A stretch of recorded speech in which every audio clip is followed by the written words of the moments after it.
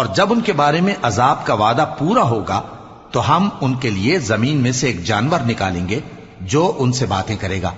یہ ہم اس لیے کریں گے کہ لوگ ہماری آیتوں پر ایمان نہیں لاتے تھے۔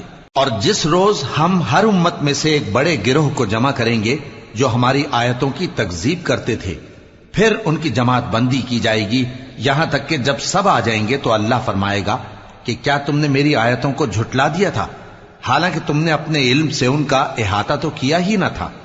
بھلا تم کیا کرتے رہتے تھے؟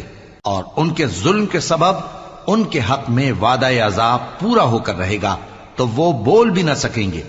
کیا انہوں نے نہیں دیکھا کہ ہم نے رات کو اس لیے بنایا ہے کہ اس میں آرام کریں اور دن کو روشن بنایا ہے کہ اس میں کام کریں؟ بے شک اس میں مومن لوگوں کے لیے نشانیاں ہیں۔ اور جس روز سور پھونکا جائے گا تو جو لوگ آسمانوں میں اور جو زمین میں ہیں سب گھبرا اٹھیں گے مگر وہ جسے اللہ